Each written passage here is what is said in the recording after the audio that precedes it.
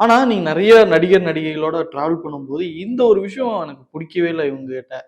பேர் சொல்ல வேணாம். எனக்கு இந்த விஷயம் நான் பார்த்தேன் அவங்ககிட்ட. இந்த விஷயம் பிடிக்கல அப்படின்னு ஏதாவது இருக்கா உங்களுக்கு? ஃபார் எக்ஸாம்பிள் ஒரு நடிகை ம்.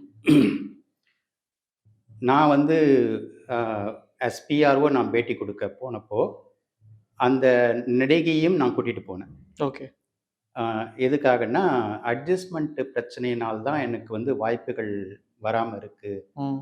ஆ ஸோ எனக்கு வந்து அந்த பிரச்சனை இல்லாம இருந்தாக்கா, நான் வந்து ஒரு பெரிய இடத்துக்கு வந்திருக்க முடியும் அப்படின்னு என்கிட்ட ஃப்ரெண்ட்லியா ஷேர் பண்ணிக்கிட்டாங்க. So okay. அவங்களுக்கு உதவி பண்ற எண்ணத்தோட, இவங்கள வந்து "நீங்க இத வந்து சேனல்ல பேச ரெடியான்னு?" நான் கேட்டேன். பேசுவேன் சார்" அப்படின்னாங்க. சரின்னு சொல்லிட்டு நான் பேட்டி குடுக்க போனப்போ, அவங்களையும் கூட்டிட்டு அழைச்சுட்டு போறீங்க. ம். ஆமா. கூட்டிட்டு போயிட்டு ஆ பேட்டி குடுக்க வச்சேன். அந்த அவங்க என்கிட்ட ஒரு ரிக்வெஸ்ட் பண்ணாங்க. என் பேட்டிக்கு கீழ வந்து என்னுடைய இன்ஸ்டா ஐடி போட முடியுமான்னு கேட்டாங்க. கட்டாயமா செய்றேன்னு சொல்லிட்டு அவங்க இன்ஸ்டா ஐடி போட வச்சேன்.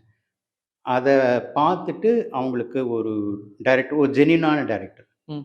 அதாவது அட்ஜஸ்ட்மென்ட் எதிர்பார்க்காத ஒரு ஜென்யூனான டைரக்டர். அவங்கள அவங்களுக்கு கான்டாக்ட் பண்ணி, அவங்களுக்கு தன் படத்தில ஹீரோயினாக நடிக்க வாய்ப்பு குடுத்தாரு.